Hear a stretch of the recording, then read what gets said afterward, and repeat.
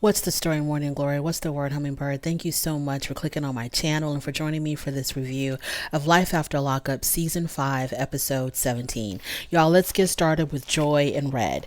So, Joy is taking Red out to a picnic with her cousins. And this is his first time, I think, meeting, if not all of them, at least his first time meeting some of them. And he shows up in his regular ragamuffin attire where his pants are hanging off his butt. He could care less about making a good impression on her family members because we all know that Red is not here for a long time. He's just here for a good time. So, he takes a little boy. So after she introduces him to all of her cousins who are like her sisters, he goes off with Sway to go play on the playground. And Joy is having a conversation with her cousins, and she's telling her cousins that she just got engaged to Red. She shows them the ring, and her cousins were like, very cautiously happy for her because obviously these two people are not ready to get married at all. So then Joy talks about the trust issues that they have with one another and how she herself doesn't feel like, they may not be ready for taking that step into getting married. And she says that she feels like, the things that Red has done, talking to other women, collecting pictures from other women when he was in prison, all of these things that he has done to test her trust, she thinks that he's doing it because he's retaliating, like he's trying to get back at her because she cheated on him while he was in prison and had a baby with someone else while he was incarcerated. So she thinks that he's doing all of these things just to get back at her. I don't think he's doing these things to get back at her. I think this is just how Red is. He's just doesn't know anything about, being loyal and being faithful. Plus, you cannot have a real relationship when the other party is incarcerated unless y'all were married before the other party went to prison, or y'all were in a very long-term committed relationship, or you got married while the other person was in prison. If y'all met for the very first time while the other party is incarcerated, I don't think you can call that a real relationship because y'all never really knew each other or had anything going on outside of prison. So I wish that Joy would get this notion out of her head that she cheated on Red and had a baby on Red while he was incarcerated, because whatever they had, it wasn't a real relationship. And I wish that somebody would just tell Joy, stop beating yourself up over this whole Red situation and this whole cheating thing, because you can't call that a real relationship. Y'all didn't know each other outside of prison until he got released. So it wasn't like you had anything to really work with as far as like knowing him in that boyfriend or in that husband kind of way before he was ever incarcerated. You had nothing going on in the free world. So whatever y'all had going on in prison, it wasn't real. Y'all were just pen pals. Y'all were just friends. So stop beating yourself up on it. He's not retaliating because you broke his heart. This is just who he is. Red is just one of those guys that, he's so, I don't know exactly how old Red is, but he's like acting so young, because they say that you stop maturing. If you have been incarcerated, you stop maturing the age that you went into prison. And he went into prison when he was fairly young. I think like around 19 or so. So in his mind, he's still that 19-year-old kid. And, she thinks that she's got a full-grown adult man who's going to help her with responsibilities and help her raising her son when she's really dating a 19-year-old kid. But anyways, let's move on. So one of her cousins expresses concern that Sway calls Red daddy. And I think everybody with two brain cells is very concerned about the fact that Sway is calling Red daddy, because they don't have that kind of relationship for that boy to call him that. And it just seems like, Joy is forcing her son to call him daddy. So the cousins confront Red. So when Joy gets up with her son to go use the bathroom, now this is an opportunity for the cousins to interrogate Red. So they ask him about these pictures that he was collecting from other women when he was in prison. And he says, well, I just wanted her to see, because he had shown Joy all of these pictures when they were still in St. Louis in that hotel. And she was, looking through all these photos of these other women that he was communicating with while he was incarcerated. So he tells the cousins that the reason why I showed those pictures to her is because I wanted her to know that out of all of these women, I still chose her. So the cousins, they call BS on that immediately. So then Red mentions that he's going to be going to St. Louis to visit his family. And in fact, he's leaving the very next day. And this is when Joy comes in, right? So she comes back from using the bathroom and like very perfectly timed, one of the cousins says, as soon as Joy is approaching the group again, one of the cousins say, well, good luck on your trip to St. Louis tomorrow. And so Joy is like, tomorrow? What do you mean tomorrow? And so Red tells her that he's leaving for St. Louis the very next day. So she's really, traumatized by that. She gets upset. She starts crying. She's like, well, why didn't you tell me that you were leaving tomorrow? I can't just, pick up and leave on a trip like you can, because I have responsibilities. I have a child to think of, and you have a family that you need to be thinking about. You just can't up and leave whenever you want to, whatever. So she's all emotional over that. So I'm gonna side note. I think the Joy Red relationship is completely 100% fake, because usually on Love After Lockup or Life After Lockup, we'll see some type of evidence of these people carrying on while the other person was in prison. For example, letters that they were exchanging with one another. I don't know if they even wrote letters to each other. They probably did. If they did, then I take back what I'm saying, that this is a fake relationship. But I don't know if they ever showed us any letters that was exchanged between the two of them. Or there would be pictures of them together, because she's never visited him while he was in prison, which is kind of strange to me, that she saw herself in this very committed relationship with him, but she never took the time to go visit him. The only time that she traveled to St. Louis was when he was being released. So she never went to go see him. So there's no prison pictures of them together. So I'm kind of feeling like this whole relationship is like fake for the cameras, or it wasn't as deep as Joy wants us to think that it was. So moving on from there. Red is packing now. We see him back at the house. He's packing his suitcase, getting ready to leave for St. Louis. So she's asking him, like, so when you're gone, when you're going to be going to St. Louis, are you even going to come back? And he was like, yeah, of course I'm coming back, because I have my PS5 here. He didn't say I'm coming back because of my son, Sway. So yeah, I'm going to be coming back. No, he says I'm coming back because I got my PS5 over here. Are you crazy? And so then she's asking him, are you going to be dating other women while you're over there? And I'm like, how long is he going to be gone?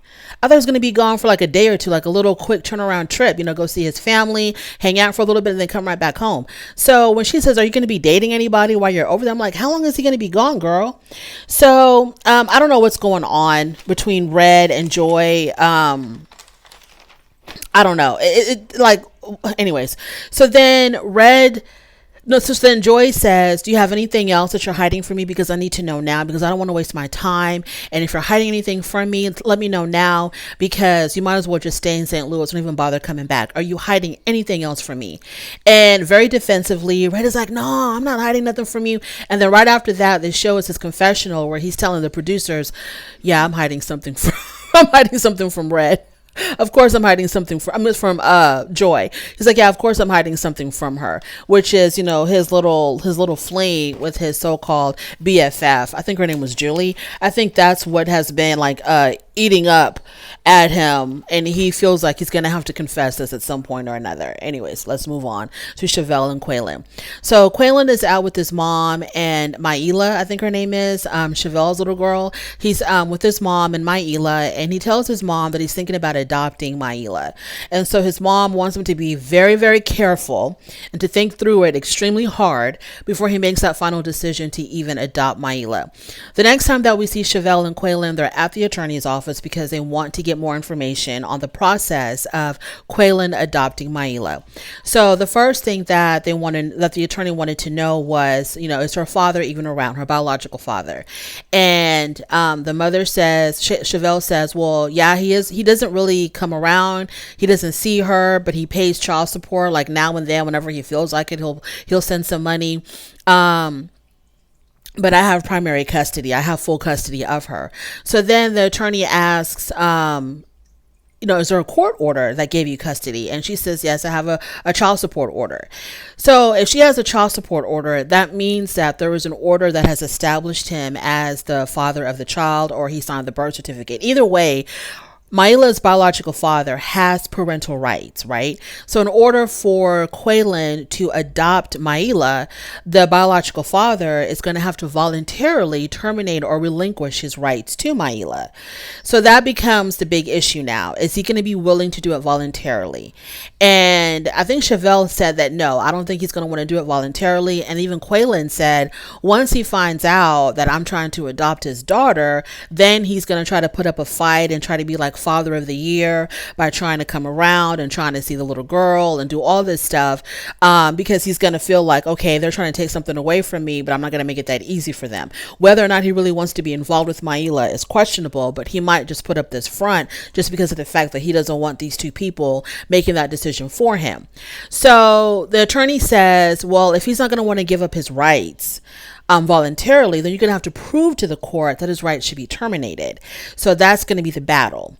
And that's going to be an expensive battle, because just to get started on this process, the attorney is requesting between $5,000 to $7,500, between $5,000 and $7,500, just to get the process started. So the attorney tells him, before you even begin to file anything or pay for anything, have a conversation with him to figure out exactly where he's at, because, maybe he is willing to terminate his rights voluntarily to make it, a lot easier and a lot quicker. So, Quaylen says in his confessional that if the father is going to put up a fight on this, he's ready to fight. But is that in the best interest of the child? Do I really want to drag the child through all of this? Because you can't, it's not about egos. It's not about, who's the better father, or trying to kick this man out of his daughter's life so that Chevelle and Quaylen can move on without him. It's about the child. Is this in the best interest of Maila to go through this custody battle, this adoption battle, getting courts involved, having, I don't know if they're going to have like psychiatrists or,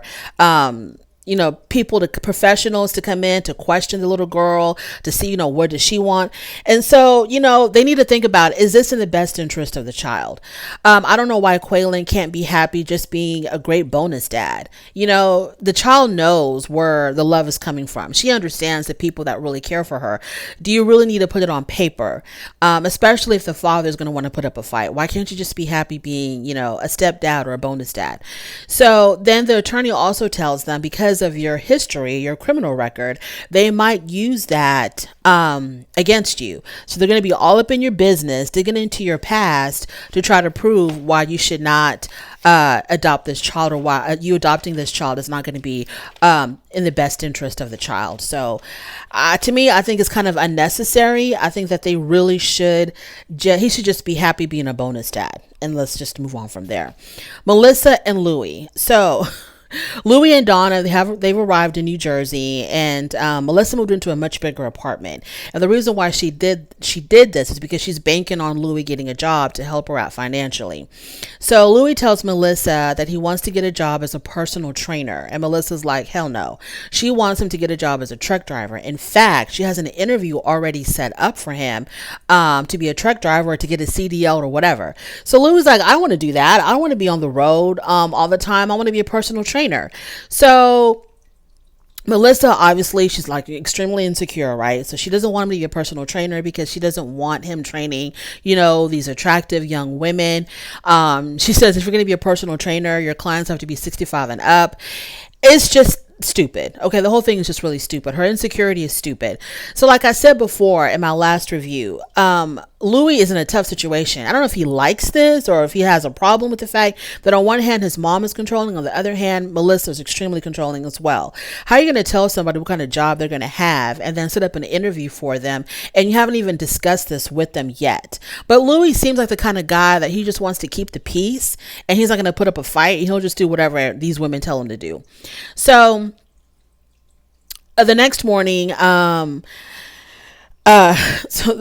they're having breakfast. Donna's over there and they're talking about, Louie's career plans. And Donna says, let him do whatever the hell he wants to do. And Melissa's like, I don't want him to be a trainer because he's not going to make any real money. He also said that he's interested in being like a drug counselor. And so Melissa's like, 1 minute you want to be a trainer, the next minute you want to be a counselor. Like, what do you want to do? He wants to do whatever the hell he wants to. It doesn't even matter as long as he brings in some type of income, right? It doesn't even matter. Let the man do what's going to make him happy. But anyway, so Melissa then talks about how she wants to get plastic surgery on her nose and her chin. And she doesn't want to be questioned about that. Okay. She's like, she shouldn't be questioned. If it's her money and that's what she wants to do, then she shouldn't be questioned about that.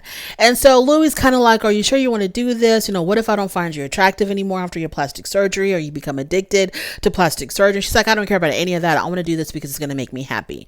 So then she goes to her consultation for her plastic surgery. She wants to get her nose done first. So it's going to be $11,000. And then when she goes to make the payment, they tell her that because you want to get it done right away, you have to be paid in full before we get started. So she whips out her credit card, they swipe it, boom, she's ready to go. She paid $11,000, for her nose job. Just like that. Just like that. So I'm like, hey, if that's what she wants to do and that's what makes her happy, then can't nobody say anything about it.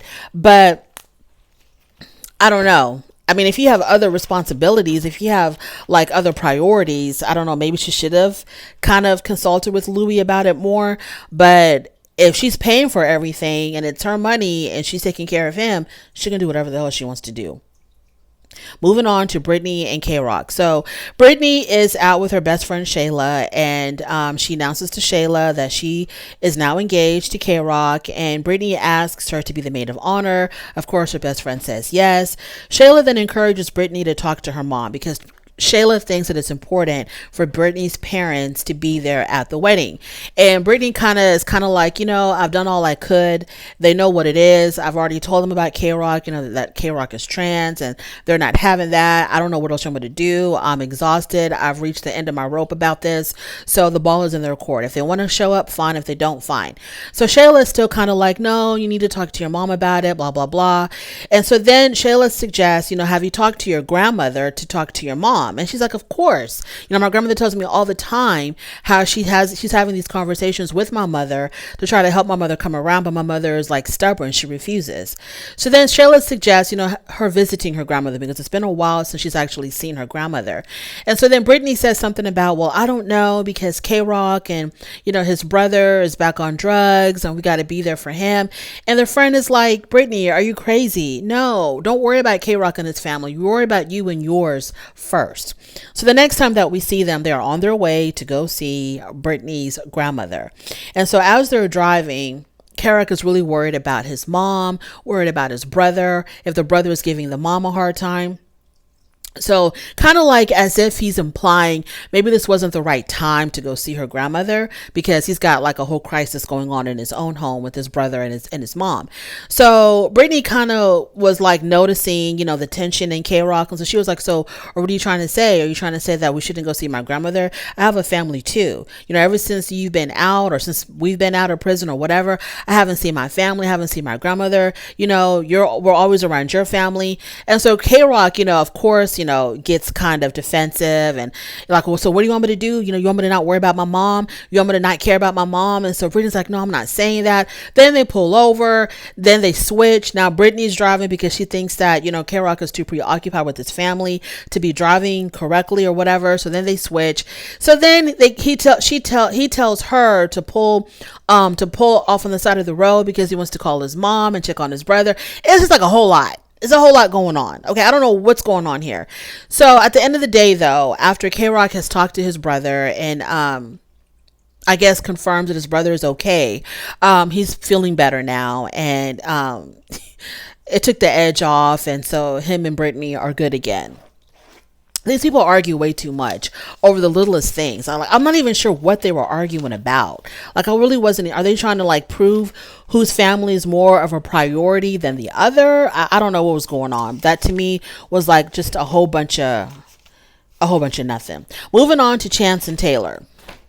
So Taylor is with her twin sister and they are wedding dress shopping for the sister because she's about to get married, for Bobby. So then Taylor, she reminisces on how just a year ago she was also wedding dress shopping, but that never came into fruition because her and Chance, she had decided to put the wedding off because of all these secrets that Chance was keeping from her. So then Bobby asks her, like, point blank, do you really see yourself spending the rest of your life with Chance. And Taylor starts crying and she's like, I really don't know. And so, okay, fine. Then I realized that Chance is 43 years old and Taylor is only 28. And then I'm thinking to myself, girl, this ain't it. I've always thought that, but let me just reiterate. This ain't it, because he is too old. He's in his 40s. He is too old to be doing the stuff that he's currently doing, like running around, hustling, trying to make a quick buck, trying to, pay people back that he owes money to. He's just doing he's doing too much. He's like the Tasmanian devil. He is all over the place. Like I said, I think he's still in that mentality of whatever age he was when he first went into prison. You're 43 years old. You should be having like a steady income, paying taxes, paying into a retirement plan. You got kids. Whatever he's doing right now, he's too old for that. And so, Taylor, you need to let this go. I don't think Chance is ever going to change. I think he will always see himself as this hustler. The life that he lives, where he's, out there trying to like make a quick buck, whatever the hell he's doing all day long, it's not conducive to a husband and a father and a family man. And I think that's what Taylor really wants. She wants someone who could be like consistent, who can be like bringing a steady income. She's looking for some type of security, and Chance just ain't it. So then we have to spend all this time watching Chance get the money together, because he has to borrow it from a friend to pay this guy Bobo. Bobo shows up, he takes his money, they go outside. Bobo is like talking to Chance or yelling at Chance like Chance is some kind of a chump. And it was really embarrassing for me. It was embarrassing to watch this guy completely humiliate Chance, like yell at him and scream at him and get all up in his face. And Chance even said something in his confessional that this was like humiliating for him. It really was embarrassing, that you owe money to this guy and he's trying to punk you out. And it was just, look, I'm over Chance and Taylor. Chance and Taylor, that story will never change. They will always have these same issues. And so I'm so over it. TLC, don't bring these people back. They're not adding anything to anything. Their problems are just everlasting. They don't change. They don't get better. It's not interesting. It's boring. I don't care about the money that Chance owes to Bobo. I don't care about people looking for him. I don't care about any of that. I really wanted to see their relationship progress, but if it's not going to progress because Chance is refusing to change, then I'm not interested. Lindsay and Blaine. So Lindsay arranges a very special night with her and Blaine. She has her daughter. She asks her daughter if she can babysit Blaine's little boy, and the daughter was like, yeah, whatever, and didn't even move out of bed. So the special date night was only taking place outside the house. It didn't actually go anywhere, but she decorated the little sitting area around the fire pit, and she decorated or did whatever she did to the bed of the truck, put blankets there, and she just made it real special, right? Real cute and real special, because she wanted to propose to Blaine, and she's going to propose to him with I guess like a platinum or silver necklace. So they're sitting in the bed of the truck, and she's explaining, her love for him and how she feels about him and how she sees herself spending the rest of her life with him, etc., etc. And it leads up to the proposal. And of course, they're going to make us think that there's a possibility Blaine is going to say no. But of course, Blaine says yes. He accepts her proposal. He puts on the necklace, and they're very, very happy. So in the confessional, the producers ask Lindsay, did you propose to him because you wanted to basically keep him under lock and key while you're in prison? And she was like, no, I proposed to him because I really want to spend the rest of my life with him. And she goes, if I was trying to keep somebody under lock and key, she's, I can just get an old rich man to take care of me. I don't know if they were asking that for financial reasons, if they were asking that because of the fact that she's going going to feel insecure while she's in prison and he's free, and she's going to worry about him meeting somebody else or being with somebody else.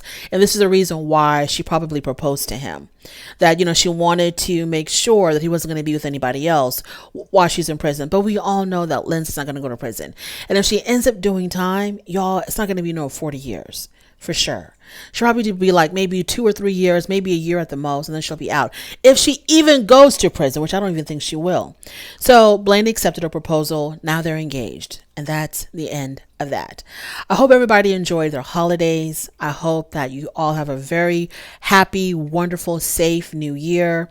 And I will see you in 2024 for another Life After Lockup review. Thank you so much for joining me. I really do appreciate it on your way out. Please don't forget to rate the video if you like this content, subscribe to my channel, and I'll definitely talk to you later. Bye.